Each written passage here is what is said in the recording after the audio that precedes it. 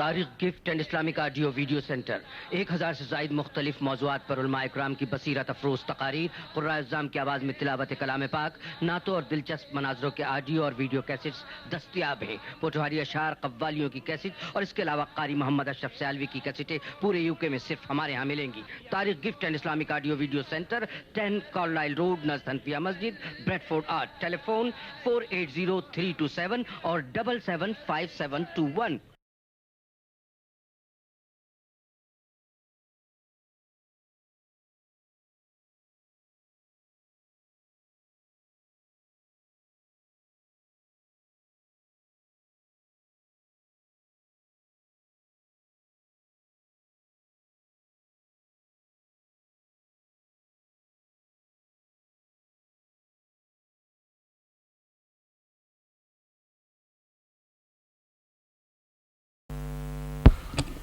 اور پوری امید ہے کہ ہم اس محفل کو جب چھوڑیں گے تو وہ قادر ہے کہ ہمارے گناہوں کو مٹا دے اور ہم پاک اور صاف ہو کر کے اس محفل سے نکلیں انشاءاللہ تعالیٰ مجھے فضل ہے۔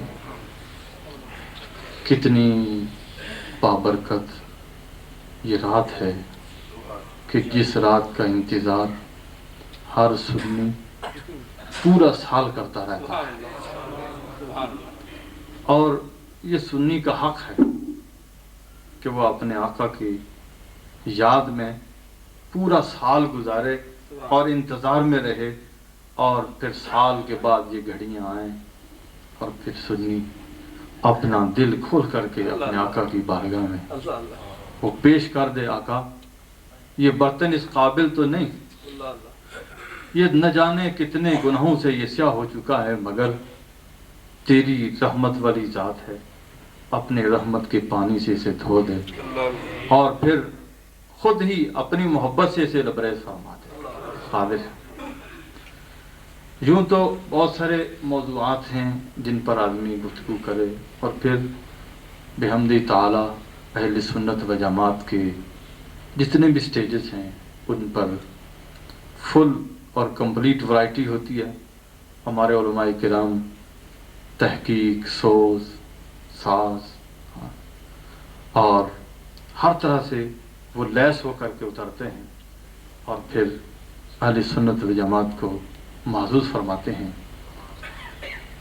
اور پھر ہمارے حاجی یونس صاحب، اللہ تعالیٰ انہیں سلامت رکھے، دین کی بڑی خدمت کر رہے ہیں، اور ان کی اس خدمت کا ایک فائدہ اگر علماء حاصل کریں یہ کر سکتے ہیں کہ پتہ ہو کہ یہ جو فلم ویڈیو بنا رہے ہیں تو یہ تقریریں تو ساری جو ہیں یہ کیچ کر لیتے ہیں، اب وہی اگر رپیٹ کی جائے تو لوگوں کو تو یاد ہو چکی ہوتی ہیں، اگر یہ نئے سرے سے محنت کر کے نئی باتیں جو سامنے لانی چاہیے، لیکن یہ تب ہے جب کہ دو چیزیں ہوں، ایک مطالعہ کے ساتھ لگن، شوق ہو، اور دوسرا یہ ہے کہ وقت بھی ملے، وقت میسر ہو، اور اگر آدمی پورا دن مصروف رہے دن کو رات کو تو پھر ظاہر ہے اس کی تقریر کے لیے تو چند تقریریں ہی بچیں گی جو یہاں بھی کرے گا، کل پھر وہ ٹون تو بدل جاتا ہے، بعض دفعہ بندے نہیں بدلتے،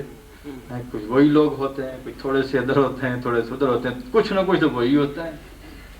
لیکن میں کہا کرتا ہوں کوئی نہیں، یہ کوئی ورریڈ ہونے والی بات نہیں، بلکہ سنی جو ہے اپنے آقا کا ذکر اس لیے نہیں سنتا کہ یہ نیا ہو تو سنیں گے، نہیں، دراصل ایک ہی لفظ کو بار بار بھی سنا جائے تو سنی جب اپنے اندر ایمان رکھتا ہے، عشق رسول رکھتا ہے، تو اس کے لیے ہر بار وہ لفظ، ایک ہی لفظ کو رپیٹ کرنا بھی جو ہے وہ نئی تاثیر رکھتا ہے، نئی روحانیت رکھتا ہے، اس کے اندر ایک عجیب کیفیت ہوتی ہے، خواہ وہ بار بار اسے سنتا رہے، اپنے آقا کا ذکر۔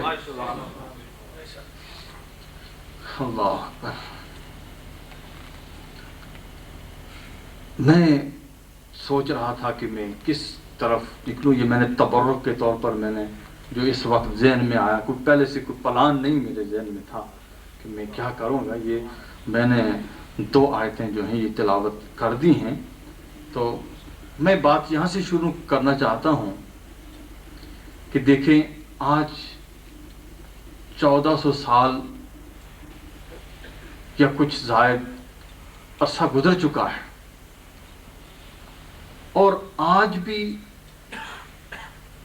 یہ اسلام اسی طرح، بے شک کچھ فرق پڑ جاتا ہے مرور زمانہ کی وجہ سے، مگر ہر دور کے اندر کچھ افراد ہمیں ایسے دیکھنے کو مل جاتے ہیں کہ جنہیں دیکھ کر کے ہمیں صحابہ یاد آ جاتے ہیں۔ یہ ضرور آخر یہ اس دین کے اندر، اس اسلام کے اندر یہ تازگی کہاں سے آئی اور کیوں ہے؟ اب تک اتنی لمبی زندگی کسی مذہب کی، پہلے لوگوں نے سنا ہوگا، پڑھا ہوگا، وہ کہتے تھے اور قرآن پاک کو پڑھتے تھے، هو الذی ارسل رسولہ بالہدی ودین الحق لیظہرہ علی الدین کلہ، کہ یہ دین غلبے کے لیے آیا ہے، اللہ تعالیٰ تمام ادیان عالم پر اس کو غالب کرنا چاہتا ہے۔ لیکن یہ وہ پڑھتے چلے آئے، لیکن آج ہم دیکھ رہے ہیں کہ واقعی 1400 سال سے زیادہ گزر چکا ہے، یہ غالب ہی ہوتا جا رہا ہے اور غالب ہی غالب ہوتا جا رہا ہے اور بڑھتا چلا جا رہا ہے، لیکن ہمارے کردار کی وجہ سے نہیں، وہ ان لوگوں کے کردار کی وجہ جو پہلے گزر چکے ہیں، ان کا کردار ہے۔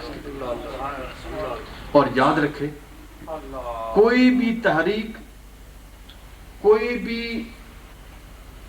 قانون، کوئی بھی آپ نیا کام کریں، وہ تب تک کامیاب نہیں ہو سکتا، اور کامیابی سے ہمکنار کوئی تحریک نہیں ہو سکتی جب تک کہ اسے 3 چیزیں میسر نہ ہوں۔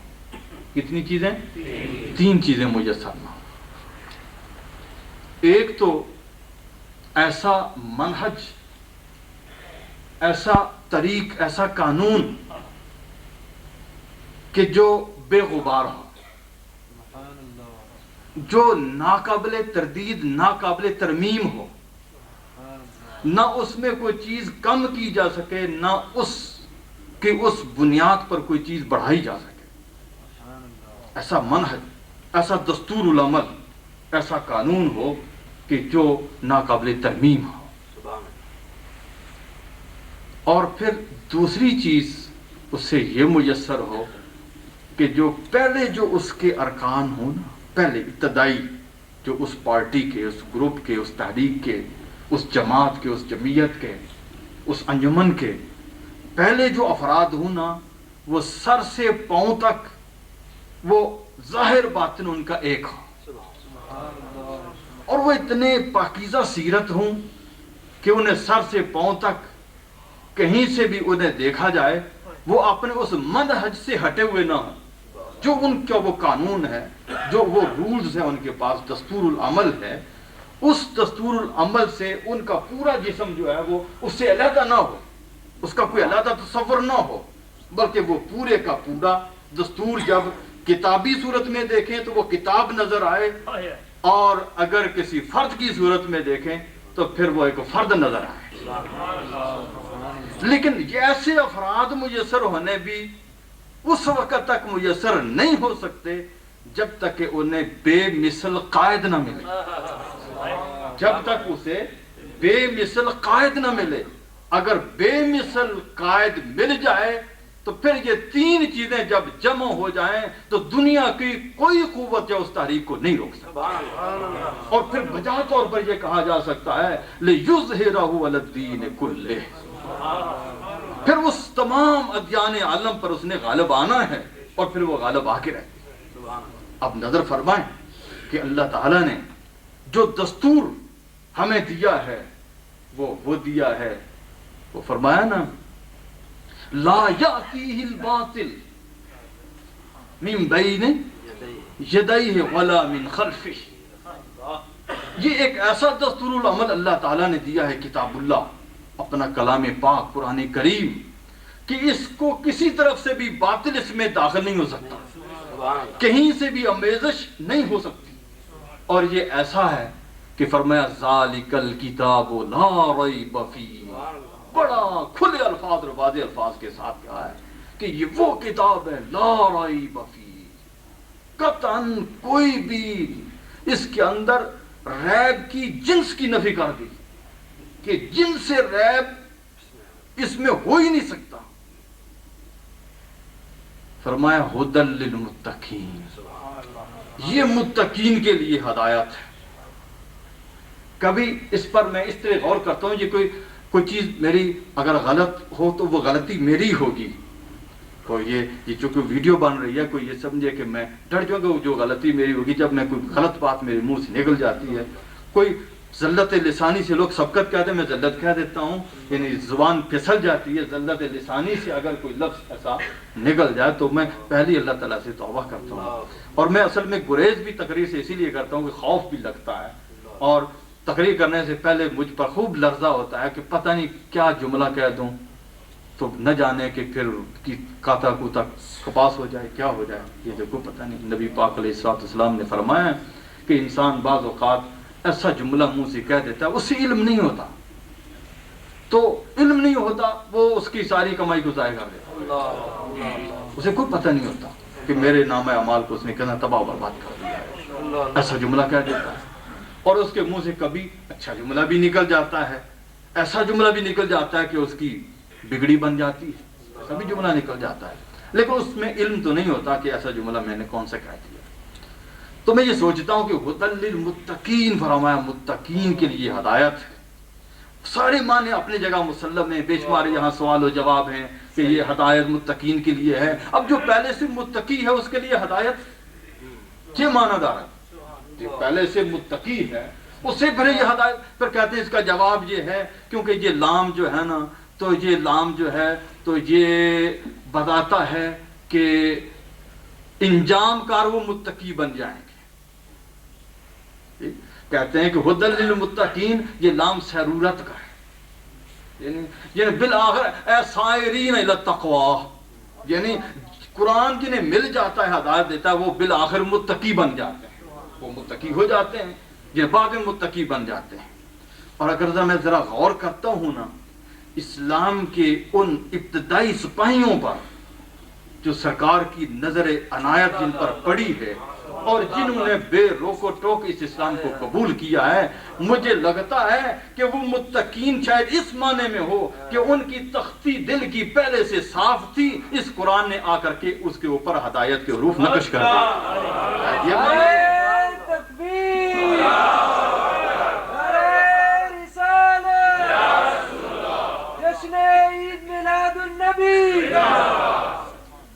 تو قائد عظیم قائد ہو تو پھر وہ تاریخ زندہ رہتی ہے، اور پھر وہ مدتوں زندہ رہتی ہے، اور پھر اس کی زندگی جو ہے اس قائد کی وجہ سے ہوتی ہے.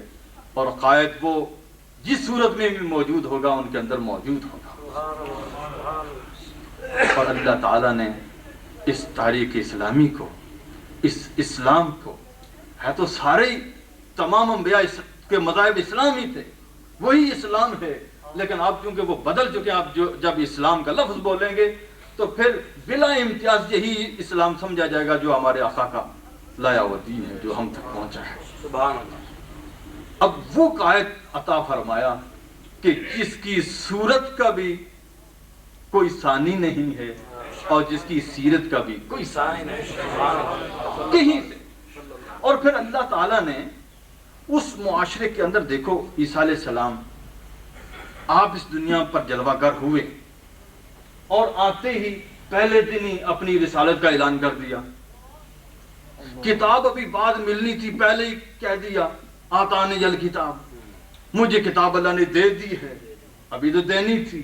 پہلے دن کا اعلان ہو رہا ہے، ابھی ایک دو دن کے ہیں تو اسی وقت اعلان کر رہے ہیں کہ اللہ تعالیٰ نے مجھے نبوت دی، رسالت دی، کتاب دے دی. اعلان ہو رہا ہے، اور اسی اعلان کی بنیاد پر لوگوں نے حضرت سیدہ مریم سلام اللہ علیہا ان کی طہارت کو تسلیم کیا. کہ کچھ لوگوں نے نہیں کیا تو نہیں کیا، بہرحال لوگوں نے تسلیم کیا، واقعی یہ بولے ہیں اور انہوں نے یہ دعویٰ کیا ہے.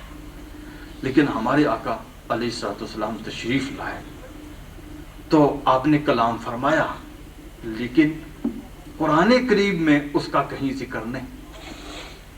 اس کا ذکر قرآن کریم میں اس کا ذکر نہیں، سیرت میں موجود ہے، قرآن میں کہیں جلی حروف کے اندر واضح طور پر اس کا ذکر نہیں، اسے بالکل ذکر ہی نہیں کیا، اور اس لیے ذکر نہیں فرمایا کہ کوئی یہ دلیل نہ سمجھے، بلکہ ہم اس پیارے مصطفیٰ صلی اللہ علیہ وسلم کو کسی سب چیزیں موجود ہے، سراپا وہ برہان ہے، معجزہ ہے، جس کو ہم نے سراپا معجزہ بنایا ہے۔ ہمیں ضرورت نہیں کہ ہم اس کے اندر کوئی چیز زبان پر چیز جاری کریں اور اعلان کریں اور قرآن کا حصہ بنے تو تسلیم ہو، نہیں، یہ 40 سال تمہارے درمیان رہے گا، اسے خوب جانچ پڑتال کر لو، تم دیکھ لو اسے کہ جو قائد دینے والا ہوں، عطا کرنے والا ہوں، جیسے قائد بنانے والا ہوں، وہ دیکھو ذرا اپنی فکر سے سوچ لینا کہ یہ کتنا عظیم انسان ہے جو تمہارے اندر رہتا ہے، اور تمہارے اندر کون سی برائی اہل مکہ جو تمہارے اندر نہیں ہے۔ کیا وہ مشرک نہیں تھے، شراب نوش نہیں تھے، بدکاری نہیں کرتے تھے، جوا نہیں کھیلتے تھے؟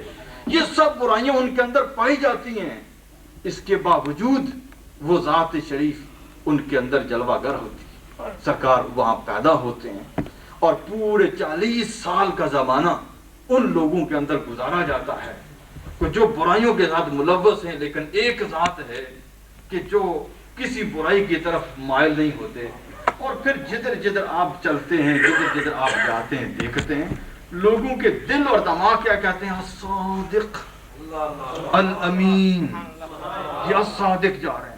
اب پوچھو، مشرکین مکہ پر کوئی صحیفہ اترا تھا، یا ان کے پاس کوئی تورات محفوظ تھی، یا انجیل کیا کوئی صحیفہ محفوظ تھا کہ جس میں یہ لکھا ہوا تھا کہ یہ الصادق الامین ہیں؟ نہیں، وہ تو ان پڑھ تھے، وہاں تو کوئی نبی آیا ہی نہیں، صدیاں گزر چکی تھی۔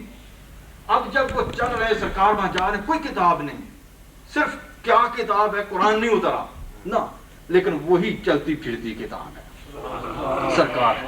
سرکار چل رہے ہیں، جا رہے ہیں، وہ دیکھتے ہیں اس کتاب کو، کہتے ہیں الصادق الامین، وہ خود کہہ رہے ہیں۔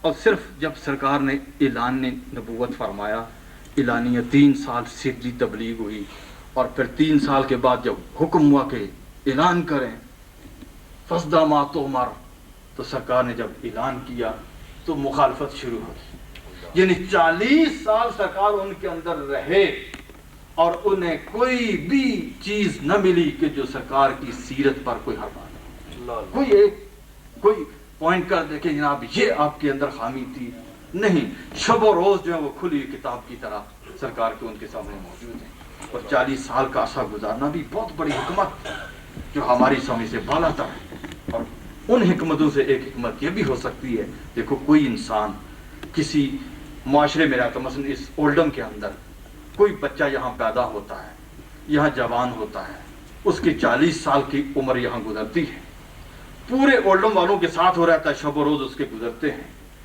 تو کیا سارے اولڈم والے اسے جان نہیں جائیں گے؟ اکثر لوگ جان جائیں گے کہ اس کے بچپنا کمزور ہے، بچپنے کی کمزوری، جوانی کی کمزوری، کوئی بڑھاپے کی، کوئی ادیڑ عمر کی۔ 40 سال کوئی آدمی کسی معاشرے میں رہے، یہ ہو نہیں سکتا کہ اس کی فطرت میں برائی ہو اور کھل کے سامنے نہ، یہ نہیں ہو سکتا کہ کوئی آدمی 40 سال کا عرصہ کسی میں رہے اور اس کی برائی جو ہے وہ کھل کر کے سامنے نہ آئے، وہ کھل کر کے سامنے آ جاتی۔ تو 40 سال تک کوئی برائی نظر نہیں، الصادق کا اندر سے بھی سچا ہے، باہر سے بھی سچا ہے، یہ سچا بھی ہے، یہ سچا بھی ہے، یہ الامین ہے، الصادق ہے، الامین ہے۔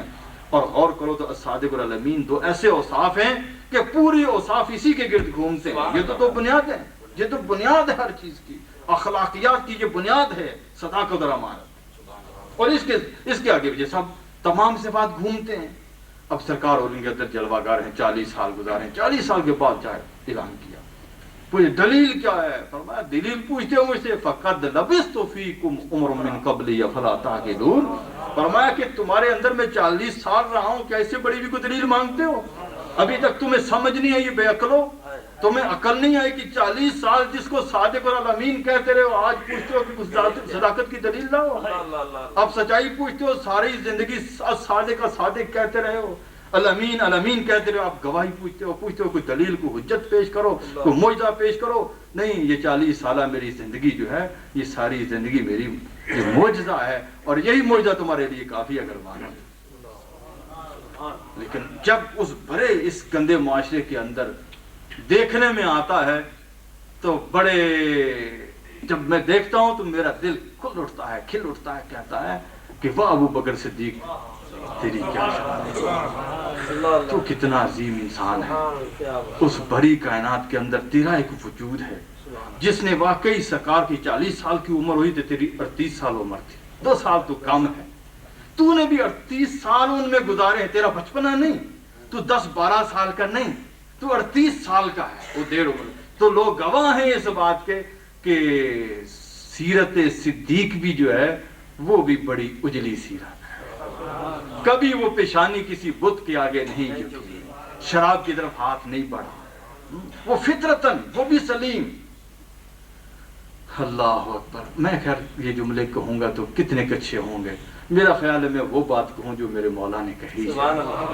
اللہ پاک فرماتے ہیں والسابقون الاولون من المہاجرین والانصار والذین اتبعوہم باحسان رضی اللہ عنہم ورضوا عنہ وعد لهم جنات تجری تحتها الانہار خالدین فیہا ابدا ذالک الفوز العظیم۔ فرمایا یہ السابقون، یہ کون لوگ بتا رہا ہوں؟ آپ نے دستور بھی دیکھ لیا اپنا، وہ قائد جو صورت سیرت میں بے مثل ذات ہے اور جن کی صورت کے چرچے اور سیرت کے چرچے آپ اس مہینے میں ویسے بھی آپ سنتے رہتے اور انشاءاللہ اور بھی سنیں گے۔ اور وہ تحریک کے پہلے وہ سپاہی وہ کون ہیں؟ اللہ تعالیٰ فرماتے ہیں السابقون والسابقون الاول، یہ السابق ہیں الاولون۔ تھوڑا سا آپ اس آیت پر بھی تھوڑا سا آپ اگر کر دوں تب اس پر تھوڑا سا والسابقون الاولون من المہاجرین والانصار، فرمایا کہ یہ السابقون ہیں الاولون ہیں۔ اب ذرا معنی سابق پر بھی نظر کر لیتے ہیں اور اول پر بھی تھوڑی سی نظر کر لیتے ہیں۔ فرمایا السابقون الاولون، سابق کہتے ہیں جو کسی اب مجھے وہ لفظ مناسب تو نہیں لیکن معنی سمجھانے کے لیے، جیسے کہ گیمز ہوتی ہیں نا، اب کسی گیم میں کوئی مقابلہ ہو جائے چند ٹیموں کا، 2 فردوں دوڑ کا ہو جائے، جیسا کہ عربی میں مسابقہ کہتے ہیں دوڑ کو، بس 2 آدمی کو دوڑایا جائے، تو پھر جو ہے نا جس کو بھی کہتے ہیں یہ دوڑ لگائے، تو السابق اسے کہیں گے کہ جو دوڑ میں آگے نکل جائے، یعنی سبقت لے گیا، کہتے ہیں نا یعنی یہ سابق ہو گیا، سبقت لے گیا آگے نکل گیا۔ اب وہ السابق ہے جو آگے نکل جائے، یہ سمجھے جو ٹاپ پر آ جائے، وہ السابق ہو گیا۔ اور اول وہ ہے جو پہلے پہلے آگے آگے ہو۔ اب السابق الاول دونوں کا ایک معنی ہے جو 2 معنی ہیں، جو میری سمجھ میں آتا ہے اور جیسا کہ بعض مفسرین نے اس کی طرف بڑے لطیف اشارات فرمائے ہیں، وہ فرماتے ہیں السابق کا معنی تو یہ سبقت لے جانے والا، اور اول کا معنی یہ ہے کہ وہ پہلے کسی چیز کا پہلا حصہ، مثلا فرض کرو آج دوڑ ہوتی ہے 2 آدمیوں کی، جی کل بھی دوڑ ہوتی ہے 2 آدمیوں کی، پرسوں بھی ہونی ہے، ترسوں بھی ہونی ہے۔ مثلا آج 2 آدمی دوڑے ہیں، کل بھی 2 دوڑے ہیں، پرسوں بھی دوڑے ہیں، اور آج کا کوئی آدمی جو ہے تو وہ اگر بڑھ جاتا ہے تو وہ کیا ہے؟ سابق۔ جو بڑھ گیا وہ سابق ہو گیا نا، سابق ہو گیا۔ لیکن یہ آج پہلے دن کا جوڑ ہے، کل والا جو ہے وہ کل کا جوڑ ہوگا، جی وہ کل کا جوڑ ہوگا، اور اس میں جو آگے آئے گا وہ بھی کیا کہلائے گا؟ سابق۔ اب سابق ہونے میں پہلے دن والا اور بعد کے دن والا برابر ہے، اس میں برابر ہے، لیکن اولیت پہلے دن والے کو حاصل ہوگی۔ لیکن مفسرین کرام فرماتے ہیں یہاں اول کا معنی یہ نہیں پہلا دن، بلکہ اول کا معنی یہاں ایک دور کی تحدید ہے، ایک حد بندی ہے، ایک دور کی۔ اب ایک دور کو حد بندی کر دی۔ دیکھو اللہ پاک نے فرمایا والسابقون الاولون من المہاجرین والانصار۔ اب السابقون الاولون بغیر عطف کے ذکر کیا، ملا کر کے السابق الاول، جو السابق ہے وہی الاول ہے۔ اب پتہ چلا کہ السابقون کو اللہ تعالیٰ نے الاولون فرمایا ہے، یعنی وہ پہلے ایک دور کے ہیں، اور وہ ہیں کون؟ من المہاجرین والانصار۔ فرمایا وہ مہاجر بھی ہیں اور انصار بھی ہیں، وہ مہاجرین بھی ہیں اور انصار بھی ہیں۔ فرمایا یہ السابقون بھی ہیں اور الاولون بھی ہیں۔ اگر اللہ والون کا معنی صرف وہی ہو ابتدائی سیدنا ابوبکر صدیق ہیں، حضرت حیدر کرار ہیں جی، حضرت ام المومنین خدیجہ الکبریٰ ہیں، حضرت عثمان غنی وغیرہ یہ لوگ ہیں، پھر انصار کیسے آ سکتے ہیں؟ انصار تو وہ 13ویں سال جا کر کے ایمان ہے، یعنی پہلا گروپ جو آیا تو وہ تو 13ویں سال جا کے آیا، لیکن ان کو بھی گنا ہے کس میں؟ السابقون الاولون کے اندر۔ پتہ چلا اس کے اندر دراصل ایک زمانے کی تحدید کی ہے۔ پھر اس کی تحدید ایک اور طریقے سے بڑی اور خوبصورت ہو جاتی ہے کہ آپ جانتے ہیں کہ یہ آیت جو ہے یہ کس سورت کی ہے؟ سورہ التوبہ کی ہے، اور آپ کو پتا ہے کہ سورہ توبہ کا نزول کس سن میں ہوا؟ یہ 8 ہجری میں ہوا، سن 8 ہجری میں ہوا۔ تو اس میں اس کا یعنی اس وقت اس کے 3 جو ہیں حصے ہیں اس سورہ کریمہ کے، بہرحال اس کا سال وہی ہے 8 ہجری کے اندر اس کا نزول ہوا، یعنی اسی میں حج فرض ہوا، اور پھر ابتدائی آیات نازل ہوئی۔ سیدنا ابوبکر صدیق رضی اللہ 9ویں سال گئے ہوئے تھے، جیسا کہ حج کے لیے پہلا حج جو حج فرض ہونے کے بعد وہ امیر الحاج تھے، اور پھر یہ پہلی آیات بھی حضرت مولا کائنات لے کر کے وہاں گئے تھے سنانے کے لیے۔ یہ تو خیر مفسرین نے لکھا ہے، یہ اس دور کے اندر یعنی گویا سرکار کا وہ آخری دور ہے، سورۃ التوبہ جب نازل ہوئی 8 ہجری کے اندر، اور یہ اس وقت نازل ہوئی، اور اس سے پہلے جو لوگ ایمان لا چکے تھے وہ سب السابقون الاولون کہلاتے ہیں، السابقون الاولون کہلاتے ہیں۔ اور بعض نے کہا نہیں، اس کے اندر اور وسعت ہے، کیوں؟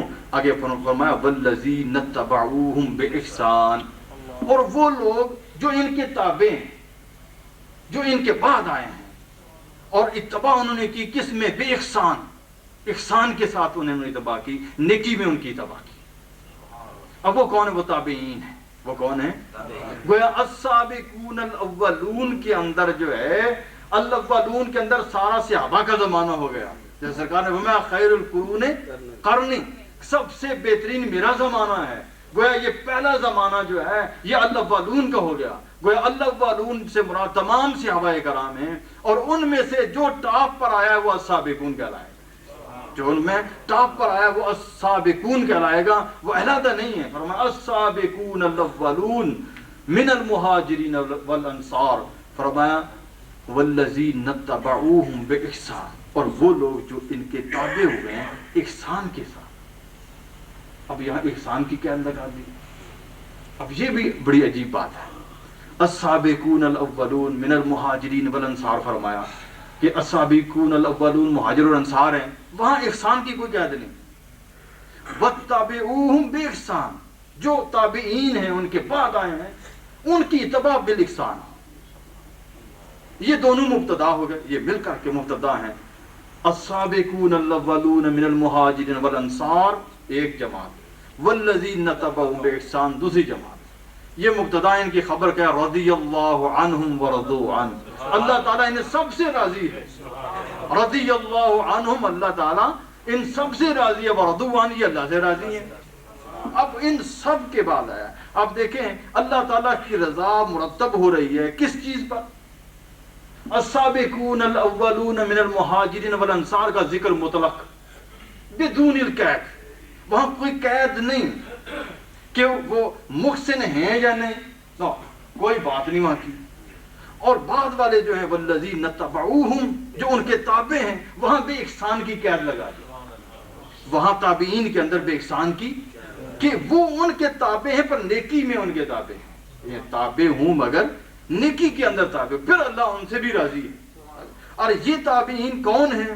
یہ تابعین جو اصطلاحی تابعین ہیں وہاں سے لے کر کے قیامت تک کے آنے والے مسلمان، لیکن شرط ان کے لیے یہی ہے کہ وہ تابع بالاحسان ہوں، وہ ان اولون کے صحابہ کے تابع ہوں مگر بے احسان ہوں، نیکی میں ان کے تابع ہوں گے، تو انہیں بھی یہ نوید سنائی جا رہی ہے کہ رضی اللہ عنہم ورضوا عنہ۔ لیکن صحابہ کے لیے یہ قید نہیں لگائی، یہ قید صحابہ کے لیے نہیں لگائی بلکہ تابعین کے لیے لگائی ہے۔ کیوں؟ دراصل اللہ تعالیٰ یہاں یہ اعلان فرما رہے ہیں کہ جو میرے محبوب پر ایمان لانے والے ہیں، جنہوں نے اپنی آنکھوں سے میرے محبوب کو دیکھا ہے، ان کی خطائیں میں معاف کر دیا۔ یہ نہیں ان میں گناہ ہو سکتا ہے، چھوٹی موٹی خطائیں ہو سکتی ہیں، ہوں گی، لیکن وہاں یہ نہیں فرمایا کہ ان کے محسنین سے اللہ راضی ہے، یہ نہیں فرمایا کہ ان کے مسیئین سے ناراض ہے، بلکہ ان کے احسان اور سوء کا ذکر ہی نہیں کیا، ان کے اندر کوئی عیب تھا یا نہیں تھا، کیسے تھے جیسے بھی تھے، فرمایا بعد والے جو ہیں وہ نیکی میں ان کے تابع ہوں گے تو اللہ راضی ہے، ان سے تو مطلقاً اللہ راضی ہے، کیونکہ انہوں نے میرے محبوب علیہ السلام جو ہے ان کا استقبال کیا ہے، سرکار کو اپنی آنکھوں سے دیکھا ہے، وہ بعد والوں کے کیسے مساوی ہو سکتے ہیں؟ اس میں کوئی قید نہیں لگائی کہ کون ہے، بس جس نے دیکھا ہے اپنی آنکھوں سے، ایمان کی نظر سے سرکار کو دیکھا ہے اور اسی ایمان پر رہا ہے اور پھر اس دنیا سے وہ چلا گیا ہے، وہ سرکار کا غلام ہے، وہ صحابی ہے، اس کو یہ ساری جو نصوص ہیں یہ شامل ہوں گی کہ صحابی کالنجوم بأیہم اقتدیتم اہتدیتم۔ اب جس تحریک کی بنیاد کے اندر اتنے پاک لوگ ہوں کہ جنہیں اللہ پاک فرماتا ہے اللہ ان سے راضی ہو چکا ہے، اللہ تعالیٰ ان سے راضی ہو چکا ہے، وہ جماعت۔ اب پھر ایک ایک کی سیرت کو دیکھو، اپنے آقا کی سیرت کا نمونہ پیش کر رہے ہیں۔ سیدنا ابو بکر صدیق رضی اللہ عنہ ساری زندگی دیکھے، فاروق اعظم رضی اللہ عنہ زندگی دیکھے، ایک ایک کس کی زندگی کو آدمی پر غور کرے، حضرت حیدر کرار کی زندگی، خیر یہ تو ہے ہی بڑے سرکار کے ہدایت کے ستارے ہیں سارے، جس بھی صحابی کو دیکھو، اللہ اکبر۔ تو فرمایا یا ایھا النبی انا ارسلناک شاہدا، اے نبی بے شک ہم نے آپ کو شاہد بنا کے بھیجا ہے۔ اب شاہد بنایا ہے، اب شاہدن یہ ترکیب میں حال واقع، کیا واقع ہے؟ حال، کہ اے نبی، اب غیب کی خبریں دینے والا خیال ہو کہ اے نبی، وہ معنی موجود ہے، اے نبی ہم نے آپ کو بھیجا ہے اس حال میں کہ آپ شاہد ہیں، اور آپ کیا ہیں؟ مبشر ہیں، آپ نذیر ہیں، داعی اللہ ہیں، سراج منیرہ ہیں۔ یہ آپ کے حال ہیں، حالتیں ہیں، یہ ساری آپ کی حالتیں ہیں۔ اب حال جو ہے نا وہ دو طرح کا ہوتا ہے، ایک حال ہوتا ہے حال منتقل، ایک حال ہوتا ہے حال غیر منتقل۔ حال منتقل اور حال غیر منتقل۔ حال منتقل وہ ہوتا ہے جو حال ذوالحال سے جدا ہو جائے، جو حال ذوالحال سے جدا ہو جائے، حال وہ صفت وہ حالت جو حالت والے سے علیحدہ ہو جائے، جدا ہو جائے، یہ منتقل ہے۔ دیکھو میں آیا ہوں تو میں ایک کار کے اندر بیٹھا ہوا تھا، میں آیا اس حال میں کہ میں کار میں سوار تھا، اب ظاہر ہے اب میں سوار تو نہیں ہوں، میں سوار تو نہیں ہوں، اب وہ کار جو ہے تو وہ کار میں سواری کی حالت مجھ سے جدا ہو گئی، یہ حال منتقل ہو گیا، حال علیحدہ ہو گیا، ذوالحال علیحدہ ہو گیا۔ لیکن جب میں آیا اس وقت بھی میں محمد حبیب الرحمن تھا اور اب بھی ہوں۔ اگر کوئی اس کو حال میرا بنا دے جی، یا میری کسی ایسی وصف کو بنا دے جو میرے ساتھ متصف، جو موجود ہو، پہلے سے موجود ہو، جو اب مجھ سے منتقل نہ ہو سکتی ہو، اب میں اپنے لیے تو یہ مثال نہیں دے سکتا، میں یہ کہہ سکتا ہوں کہ مولانا ہمارے قاری صاحب ہیں، قاری مولانا قاری عبدالغنی صاحب یہ تشریف لائے ہیں، تو یہ اس حال میں تشریف لائے ہیں کہ یہ ایک عالم تھی، جا قاری صاحب عالمن جی، یعنی علم کی حالت میں آئے، اب یہ علم ان کے ساتھ اب بھی ہے، تھوڑی دیر بعد بھی ہوگا۔ جب انہیں عالم کی حالت کے ساتھ متصف کیا، ذوالحال بنایا، وہ علم کی حالت ان میں اب بھی موجود ہے اور بعد میں بھی موجود رہے گی، اور تا حیات ان کے ساتھ وہ موجود رہے گی، وہ حال ان سے جدا نہیں ہوگا۔ اب حال دو ہو گئے، حال منتقل اور حال غیر منتقل۔ ایک حال جدا ہو جاتا ہے اور ایک حال جدا نہیں ہوتا۔ اب اللہ پاک فرماتے ہیں یا ایھا النبی انا ارسلناک شاہدا، اے نبی ہم نے آپ کو بھیجا ہے اس حال میں کہ آپ شاہد ہیں، اس حال میں کہ آپ مبشر ہیں، اس حال میں کہ آپ نذیر ہیں، اس حال میں کہ آپ داعی اللہ ہیں۔ ان حالوں کے ساتھ آپ کو بھیجا ہے۔ اب یہ حال کیا منتقل ہیں یا غیر منتقل ہیں؟ اب یہ ہم نے دیکھنا ہے کہ یہ حال جدا ہو جانے والے ہیں یا ذوالحال کے ساتھ رہنے والے ہیں۔ اگر ذوالحال کے ساتھ رہنے والے ہیں تو اس پر کیا کرینہ ہے، کیا دلیل ہے؟ تو جب اس پر غور کرتے ہیں تو ہمیں یہ نظر آتا ہے کہ اللہ تعالیٰ فرماتا ہے یا ایھا النبی، اے نبی، یا ایھا الرسول نہیں یہاں فرمایا, یا ایھا النبی فرمایا.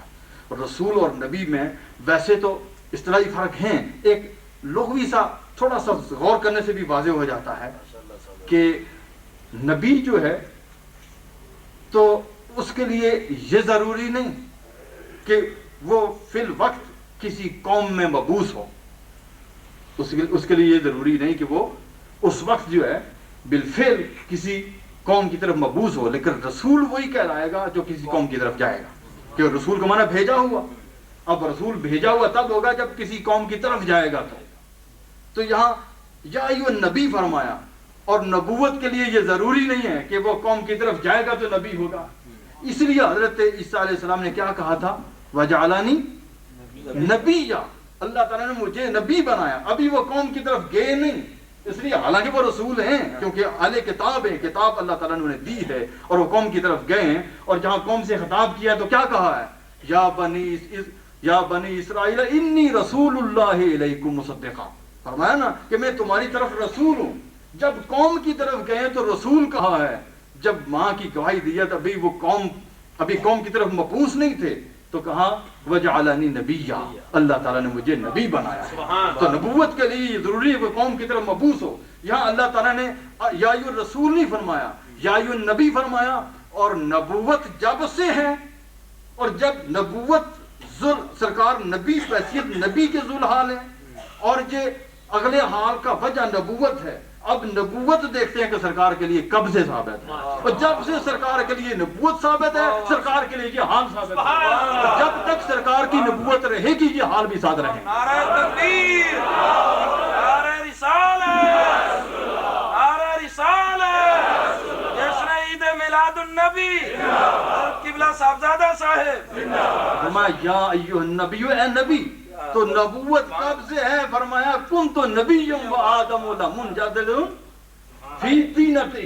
فرمایا کہ حضرت آدم علیہ السلام اپنے ابھی خمیری میں تھے, میں اس وقت بھی نبی تھا, اور آپ کی نبوت کب تک رہے گی, اس وقت تک رہے گی. کیا کہ اس کی انتہا ہے ہی نہیں, اس کی انتہا تو ہے ہی نہیں.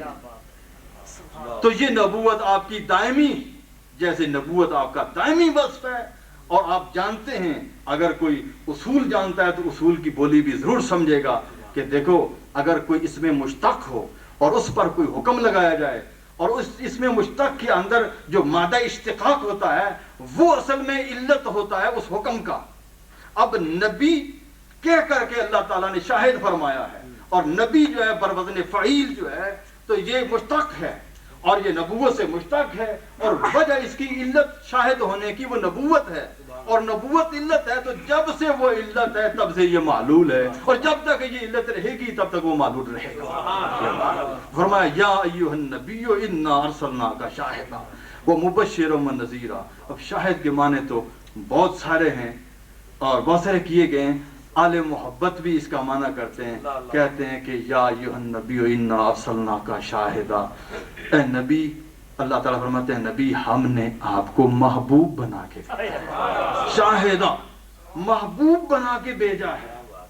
شاہد کا معنی گواہ بھی ہے.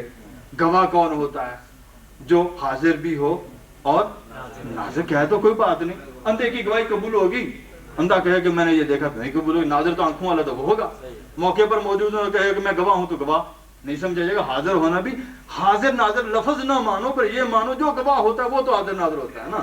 گواہی اسی کی قبول ہے, سرکار کو نہ مانو. یہی مانو جو گواہ ہے وہ آنکھوں والا ہو, موقع پر موجود ہو, تو پھر تو اس کی گواہی قبول ہوگی نا. کہ جی میں نے اپنے آنکھوں سے دیکھا, جی میں وہاں موجود تھا. اب تو کوئی شک شبہ کی بات ہی نہیں رہی, تو وہ شاہد ہے. تو کامل شاہد تو وہی ہوگا نا جو موقع پر موجود اور آنکھوں سے دیکھ رہا ہے. لیکن محبوب بھی وہی ہوتا ہے کہ جو دل میں حاضر ہو, جو ہر وقت. اللہ اکبر, الٹی ہی چال چلتے ہیں دیوان گانے عشق کر, کیا سر آنکھیں بند کرتے ہیں.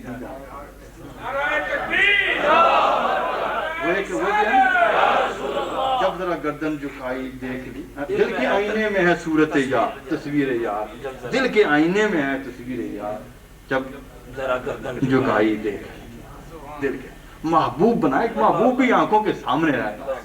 صحابہ کرام کو میں دیکھتا ہوں, بہت ساری حدیث دیکھی ہیں, ان میں دیکھتے ہیں حضرت عبداللہ بن مسعود ہیں رضی اللہ عنہ، وہ فرماتے ہیں، دوسرے صحابہ فرماتے ہیں کانی انظر الی رسول اللہ، کوئی بات بیان کرتے ہیں، حضور نے یہ بات فرمائی، حضور نے یہ بات کہی، حضور نے ایسا کیا، کانی انظر، جیسا میں حضور کو دیکھ رہا۔ پتہ چلتا ہے صحابہ جو ہیں انہوں نے زندگی میں بھی اپنی آنکھوں میں بسایا تو اللہ کے رسول کو بسایا۔ وہ جب سرکار کی باتیں کرتے ہیں تو یہی سنائی دیتے ہیں، کہتے ہیں گویا ہم نے اللہ کے رسول کو دیکھا۔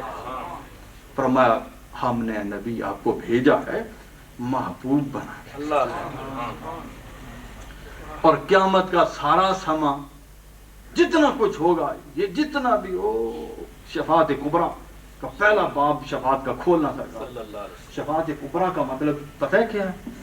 یہ بھی ایک بات سمجھنے والی ہے۔ بعد میں دعا کرتے ہیں یا اللہ ہمارے نصیب شفاعت کبریٰ کرنا، کہتے ہیں دعا، یہ تو سب کو ملے گی، یہ تو کافروں کو بھی ملے گی، حضور کی شفاعت کبریٰ کافر کو بھی ملے گی، منافق بھی، اسے بھی شفاعت کبریٰ حاصل ہوگی۔ شفاعت کبریٰ ہے کیا؟ پتہ کیا؟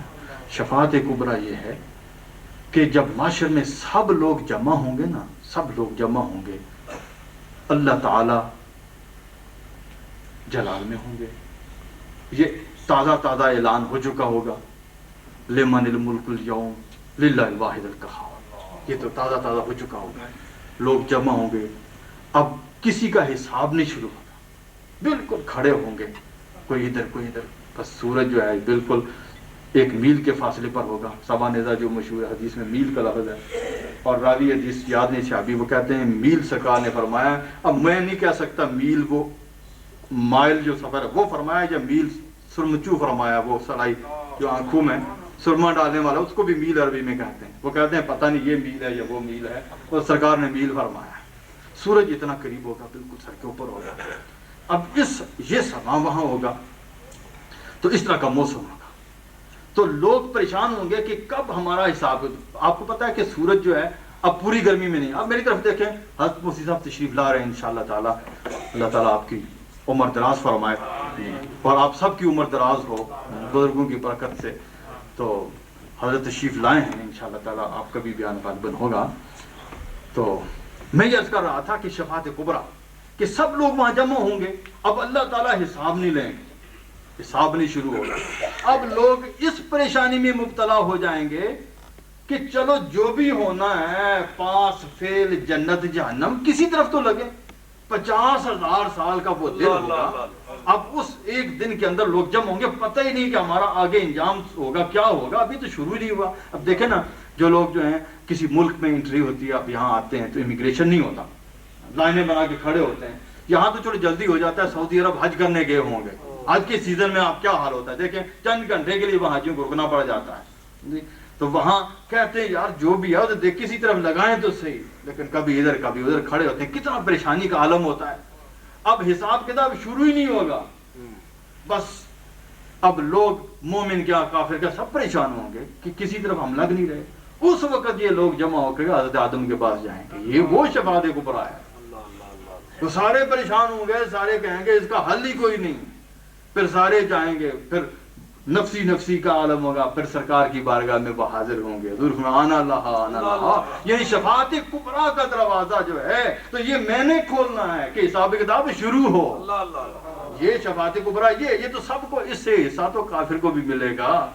واہ رحمت للعالمین، تیری رحمت کتنی وسیع ہے کہ جہان میں کافر آیا تو بھی تیری رحمت ہے، وہاں اس کے لیے وقتی اگر پہلی شفاعت کبریٰ اس کا حساب بھی شروع ہوگا تو بھی حضور کی شفاعت سے ہوگا، اس سے پہلے کسی کا حساب بھی نہیں شروع ہوگا، وہ شفاعت کبریٰ، اور وہاں سارے جمع ہوں گے، سب کے پاس جمع ہوں گے، جائیں گے فلاں فلاں کے پاس، نبی بالآخر سرکار کے پاس آئے، تو کیا خوب کہا کہ یہ سارے کافر سب دشمن سب دیکھیں گے، سب مختلف نبیوں کے پاس گئے ہیں، کہیں بھی نہیں بنی،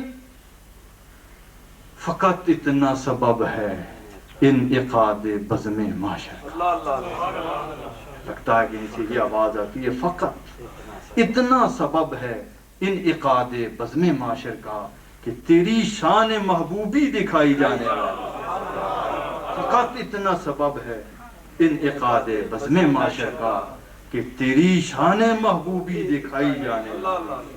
اللہ تعالیٰ دکھانا چاہتا ہے جسے میں نے شاہد بنا کے بھیجا تھا آج دیکھ لو میرے محبوب کی شاہد ہونا بھی دیکھ لو.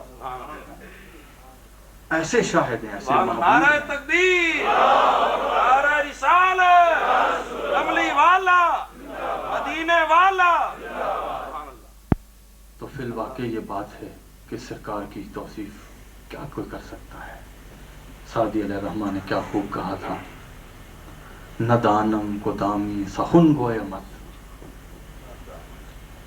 نمی دانم کو دامی سخن گوئے مت، کہ بالا تری زانچ من گوئے مت.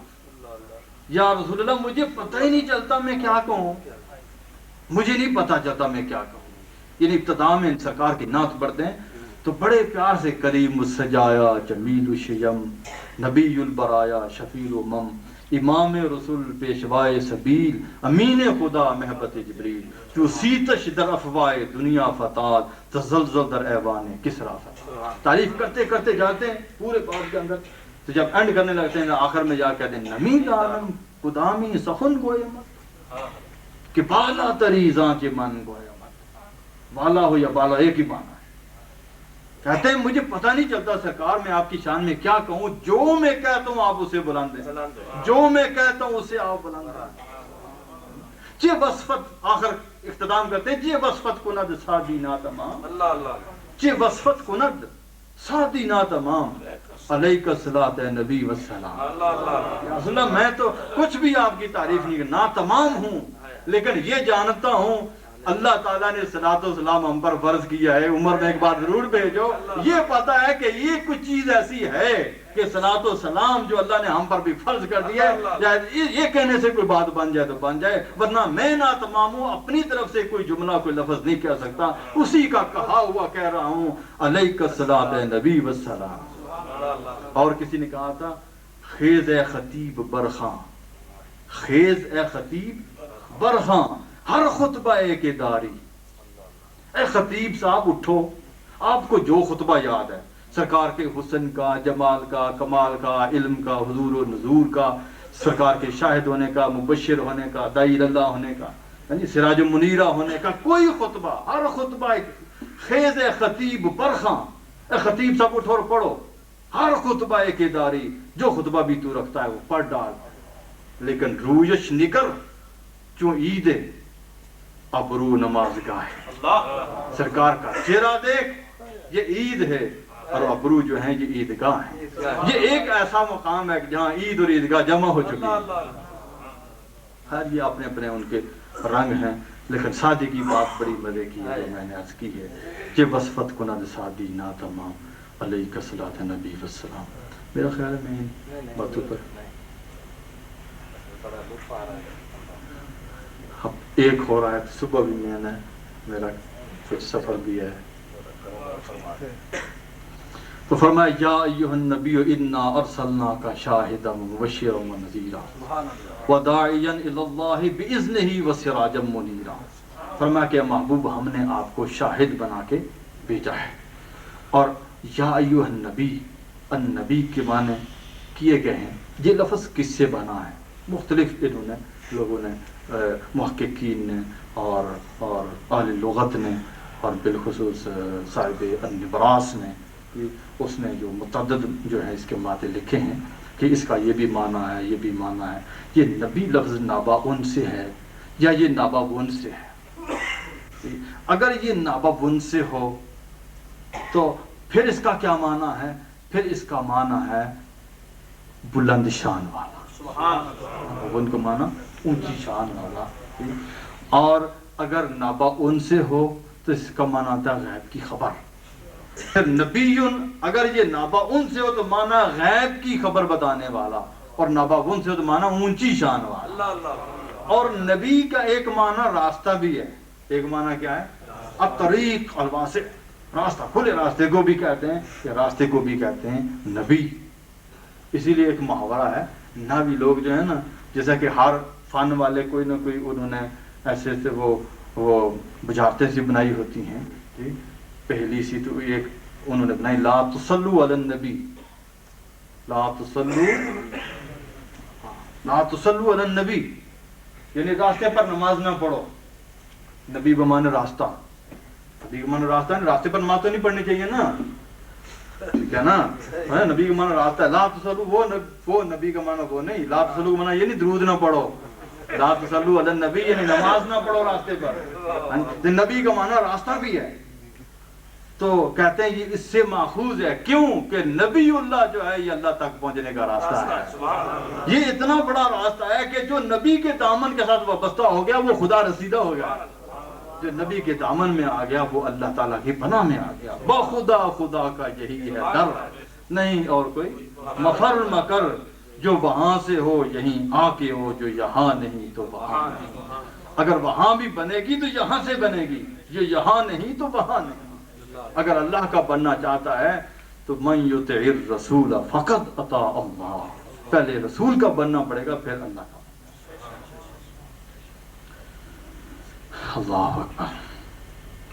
بہت ساری باتیں ذہن میں آتی ہیں، دل کر یہ بیان کرو وہ کرو. ایک بات بہت لمبی ہو جائے گی کہیں.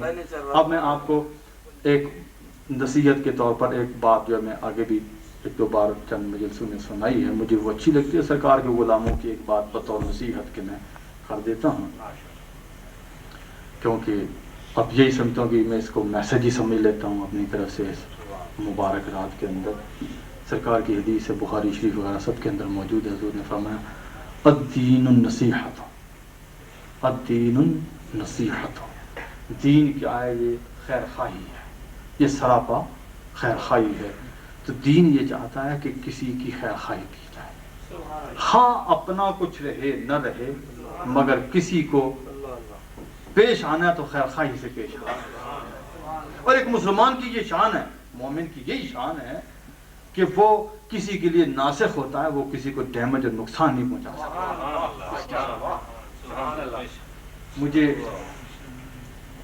اس بات یاد آئی، حضور کے ایک بڑے پیارے صحابی ہیں رضی اللہ تعالیٰ عنہ، حضرت عبداللہ بن جریر، حضرت جریر بن عبداللہ بجلی رضی اللہ تعالیٰ عنہ. حضرت جریر رضی اللہ تعالیٰ عنہ صحابی ہیں حضور کے.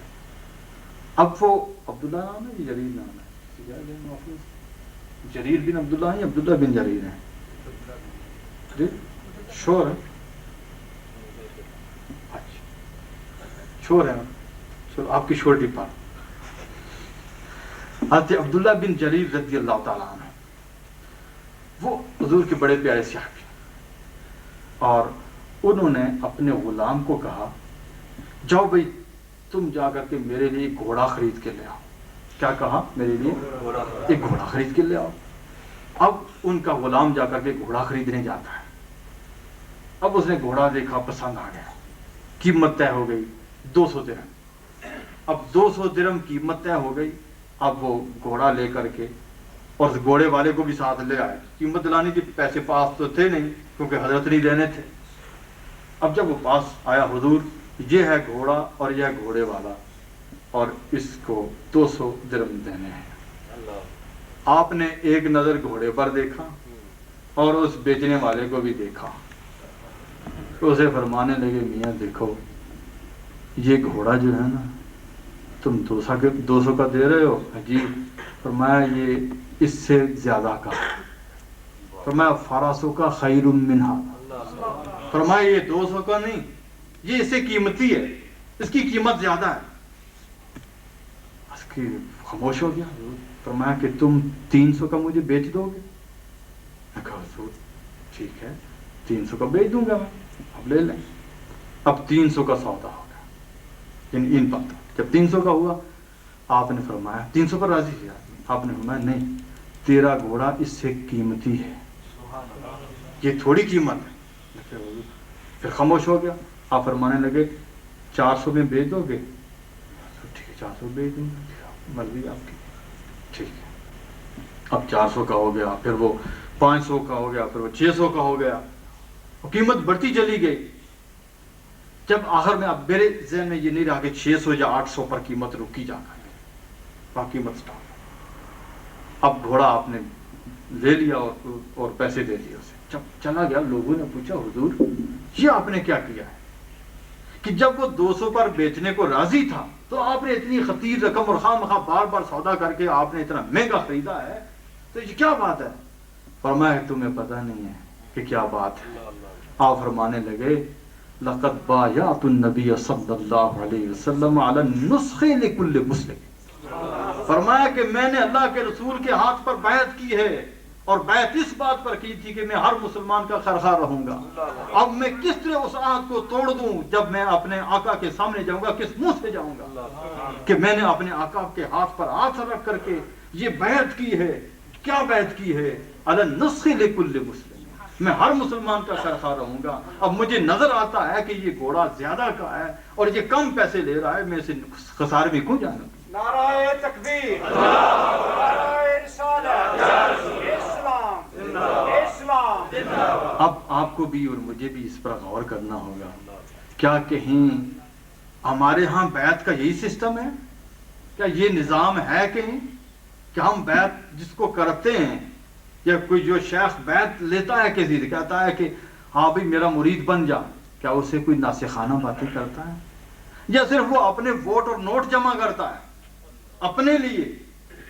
اب دیکھو کہ صحابی رسول نے اپنے آقا کے ہاتھ پر ہاتھ رکھ کر جو معاہدہ کیا تھا، اب ہم شیخ کے ہاتھ میں ہاتھ دے کر کے بیعت تو لے لیتے ہیں، کہتے ہیں معاہدہ ایگریمنٹ ہو جاتا ہے کہ 5 وقت کی نماز پڑھیں گے، کہتے ہیں ہم روزہ رکھیں گے، زکوٰۃ دیں گے، حج کریں گے، یہ بھی کریں گے، وہ بھی کریں گے، اور جو وہ بتاتے ہیں وہ کہتے ہیں یہ بھی کرنا جی کریں گے، کیا ہم وہ پورا کرتے ہیں؟ بیعت کا یہ تقاضا نہیں ہے۔ یہ مقدس مشن جو ہے یہ چاہتا ہے کہ جو اپنے آقا کے ہاتھ پہ ہاتھ رکھ کر کے جو ایگریمنٹ کیا ہے اس کا پاس رکھو آخری سانس۔ اب حضرت عبداللہ رضی اللہ عنہ کی حدیث پر تھوڑا سا یہ تبصرہ کر دوں کہ آپ نے بار بار اس سے پوچھا کیوں، اور پھر اتنا مہنگا گھوڑا اس نے سستا دیا کیوں؟ ایسا ہو جاتا ہے تو یہ بطور تبصرے کے یہ بات میں کر سکتا ہوں کہ بعض دفعہ ایسا ہوتا ہے کہ کوئی چیز آدمی کو ویسے ہی سستی مل جاتی، کئی وجوہ ہوتی ہیں سستی ملنے کی۔ بعض دفعہ ایسا ہوتا ہے کہ مثلا وراثت میں ایک چیز مل گئی، اب اس آدمی کو قدر تو نہیں ہوتی ہے یہ کتنے کی ہے، اب وہ یہ تو جانتا نہیں تھا کہ گھوڑا جو ہے اس کی کتنی قسمیں ہیں، یہ کس قسم کا گھوڑا ہے، باپ نے خریدا ہوگا، بہت ہو گیا ہوگا، اب اسے تو اس کی قیمت نہیں پتہ نہیں تھی کہ کیا قیمت ہے، کیا ہو سکتی ہے۔ اور یہ ایسا ہو جاتا ہے، آپ نے دیکھا کہ بڑے بڑے لوگ جو ہے مثلا کوئی بڑا علامہ آدمی فوت ہو جائے اور پیچھے نالائق ہوں، کتابیں نہ جانتے نہ پڑھ سکتے، آپ دیکھیں گے اتنا بڑا کمرہ ہال کتابوں کے ساتھ بھرا ہوا ہے، تو الماریوں بھرا ہوا، کہتے ہیں باپ فوت ہو گیا، آپ خود تو جانتے نہیں، کہتے ہیں کسی طرح سے یہ اونے پونے کی نکلیں، کسی طرح سے بلا کر کے لائیں گے، دیکھیں جی کیا جی جو بھی دیں گے ٹھیک ہے۔ جب دیکھیں گے کوئی بھی نہیں لیتا، کہیں بھائی اٹھا کے لے جائیں ایسے ہی، وہ فری دینے کو بھی تیار ہو جاتے ہیں، نال ہوتے ہیں۔ جب پچھلا کوئی نال ہو نا اسے پھر سمجھ نہیں ہوتی کیسا، تو پھر آپ نے بار بار سودا کیا، پہلے ہی کیوں نہ کیا کہ یہ 800 کا ہے، پہلے ہی ڈائریکٹلی آپ کہہ دیتے یہ 800 کا ہے بھائی، اب یہ کیا ضرورت تھی کہ آہستہ آہستہ آپ نے 200 300 400 500 اوپر بڑھتے چلے گئے۔ دراصل ایک تو آپ نے یہاں بھی نصیحت کو ملحوظ رکھا ہے، خیرخواہی کو ملحوظ رکھا ہے، قیمت کو آہستہ آہستہ بڑھایا ہے کہ اچانک قیمت بڑھ جانے سے وہ نہ جانے زیادہ خوش نہ ہو جائے۔ ہاں ہوتا ہے نا کسی کی لاٹری اکٹھی نکل جائے تو ہے نا، ایسا ہو سکتا ہے کہ نہیں؟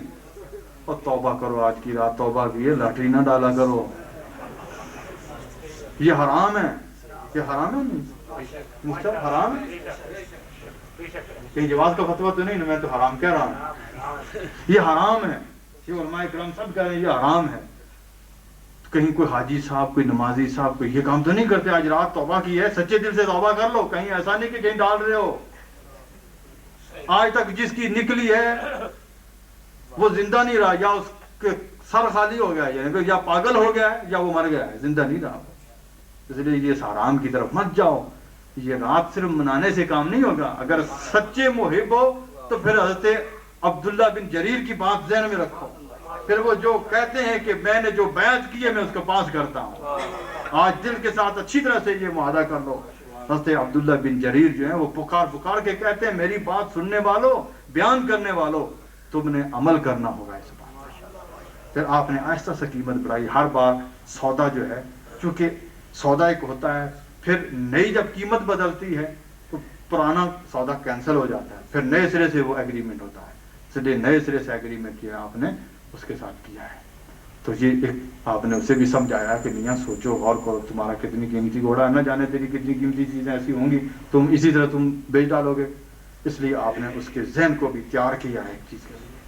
بہرحال اللہ تعالیٰ مجھے اور آپ کو نبی پاک علیہ الصلوۃ والسلام کی پاک سیرت پر عمل کی توفیق عطا فرمائے. آج رات کرم کی آپ میرے لیے بھی دعا کرنا، اور انشاءاللہ تعالیٰ اللہ تعالیٰ مجھے بھی توفیق عطا فرمائے، میری انشاءاللہ ان کے لیے سب کے لیے دعا کروں گا. وآخر دعوانا الحمدللہ. تو ایک بات میں عرض کروں کہ بعض دفعہ ایسا ہوتا ہے کہ آدمی کو کچھ نہ کچھ کوئی مصروفیت کام ہوتا ہے. اب جیسا کہ میں نے صبح بھی کہیں جانا ہے، سفر بھی کرنا ہے، اس لیے ظاہر ہے کہ میں اگر رات بھر یہاں بیٹھا رہا تو فوراً صلاۃ والسلام کے بعد جو ہے تو پھر میں گھنٹہ ڈیڑھ گھنٹہ اور بھی لگ جائے گا مجھے پہنچتے ہوئے، پھر آگے جہاں جانا ہے تو یہ میرے لیے مشکل ہو جائے گی. اس لیے ہو سکتا ہے کہ میں آپ کی بظاہر اس مجلس میں حاضر نہ سکوں گا، دل میرا آپ کے ساتھ ہی رہے گا. تو میرے بعد جو اب خطاب ہونے والا ہے میں تو کوئی مقرر بھی نہیں ہے، ایسی محبت کے ساتھ قاری صاحب قبلہ نے حکم فرمایا، میں حاضر ہو گیا. حقیقت یہ ہے کہ میں نہ اپنے آپ کو اس قابل سمجھتا ہوں، نہ پاتا ہوں، نہ کوئی اس طرح کی کوئی بات میرے ذہن میں ہے. بس میں نے جو سچی بات یہ تھی، مجھے کوئی پتہ نہیں تھا میں نے کیا کیا کہنا ہے. بس ٹھیک ہے، کھڑا ہو گیا، جو آپ کی محبت تھی آپ نے سنا، میں نے سنا دیا. لیکن اب جو خطاب ہونے والا ہے تو وہ صحیح خطاب ہونے والا ہے. وہ اہل زبان ہیں، ان کے ایک ایک لفظ جب بولتے ہیں تو کئی معنی ہوتے ہیں، اور ایک معنی کے لیے کئی لفظ بول ڈالتے ہیں، اور بہت بڑے ادیب ہیں. اور بات کو پھیلانا چاہیں تو وہ پوری رات گزر جائے گی، ایک ہی بات نہیں ختم ہوگی. وہ چاہیں گے تو بہت ساری باتوں کو چند جملوں میں سنا کر کے کہیں گے وآخر دعوانا الحمدللہ رب العالمین، یعنی اتنے. اور لیکن آپ نے شاید سنا ہو حضرت علامہ حامد سعید صاحب کاظمی دامت برکاتہ العالیہ کو، لیکن میرا خیال ہے یہی سنا ہوگا کہیں 10 15 20 منٹ 25 منٹ آدھا گھنٹہ. اگر آپ آج کی رات جو خطاب آپ کا ہوگا، ظاہر ہے کہ آج کی رات کی مناسبت سے خطاب ہوگا، تو پھر وہ سننے کے لیے آپ کو تیار رہنا پڑے گا. تو قاری صاحب نے انتظام آپ کے لیے کتنا اچھا کیا ہوا ہے. مجھے یہاں کئی نعت خوان نظر آتے ہیں، انشاءاللہ تعالیٰ قاری صاحب وغیرہ ہیں اور نعت خوان حضرات ہیں. ابھی میرے خیال ہے ہمارے یہ قاری صاحب تشریف لائے ہوئے ہیں، انہوں نے بہت عمدہ تلاوت کی تھی وہاں. میں نے مانچسٹر میں سنی تھی، آغاز ہوا تھا، آپ بھی تھے نا؟ ہاں، بہت عمدہ ماشاءاللہ. تو یہ بھی تشریف فرمائیں. تو جب تک حضرت قبلہ کاظمی صاحب تشریف لاتے ہیں اس وقت تک نعت خوانی وغیرہ ہوتی ہے. اب اپنے آپ کو بالکل تیار رکھیں اور اس محفل کو پھر صبح تک جو ہے یہ جاری رکھیں. اللہ تعالیٰ مجھے اور آپ کو اس رات کی برکات سے مالا مال فرمائے. دعائیں پھر بھی ہوتی رہیں گی، لیکن مجموعی ایک دعا بھی فرما دیں کہ ساتھیوں نے دعا کری. بیمار ہے ساتھی. اللهم صل على سيدنا مولانا محمد النبي الأمين وعلى آله. اللهم صل على سيدنا مولانا وعلى آل سيدنا محمد خائر الرحمة ومين الملك والآل دوام سيد الكامل الفاتح الخاتم عدد ما في علمك كائنا قد كان كلما ذكرك ذكر الذاكرون كلما غفر عن ذكرك ذكر الغافرون صلاة دائمة بدوامك باقية ببقائك لا منتهى لها دون علمك إنك على كل شيء قدير. اللهم صل على سيدنا مولانا محمد وعلى آل سيدنا وأصحاب سيدنا بعدد حسنه وجماله وبعدد زهده وكماله وبعدد جوده ونواله وبعدد علومه وأعماله وبعدد آله وأصحابه جميع أمته معين.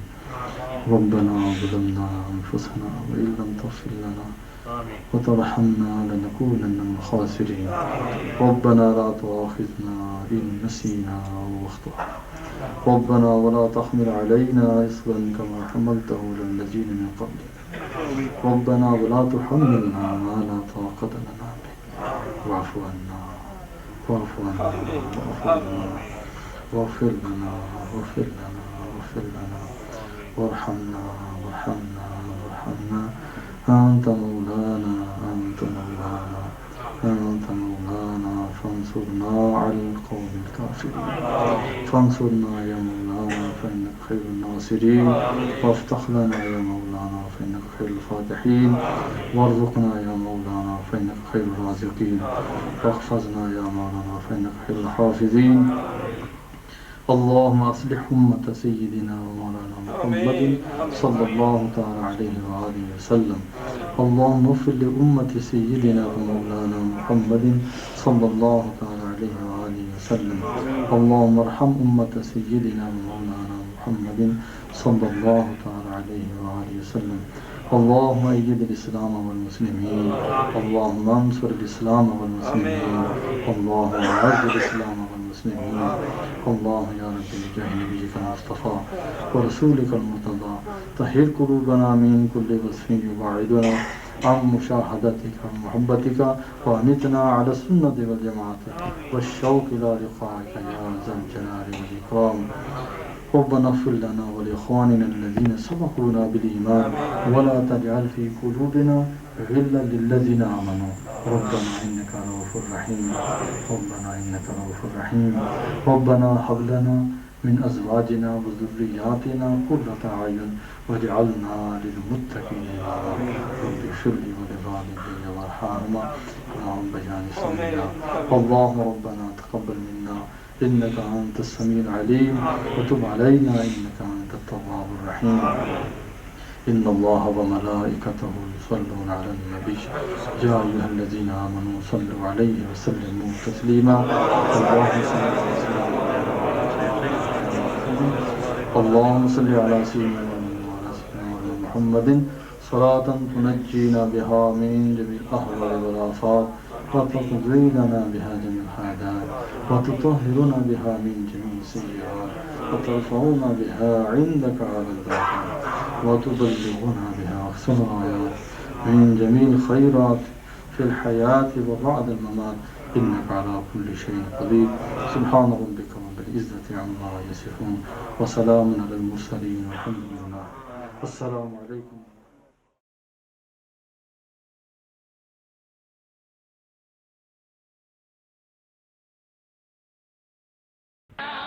Tariq gift and Islamic audio video centre 1000 से जायद मुख्तलिफ मौज़ूआत पर उलमा इकराम की बसीरत अफरोज़ तकारीर, क़ुर्आन इज़्ज़ाम की आवाज़ में तिलावत कलाम पाक, नातों और दिलचस्प मनाज़रों के ऑडियो और वीडियो कैसेट्स दस्तयाब हैं। पोठवारी अशार, कव्वालियों की कैसेट और इसके अलावा कारी मोहम्मद अशरफ सयालवी की कैसेटें पूरे यूके में सिर्फ हमारे यहाँ मिलेंगी। Tariq gift and Islamic audio video centre 10 Carlisle road, नज़द Hanafiya मस्जिद, ब्रेडफोर्ड 8। टेलीफोन 480327 और 7757।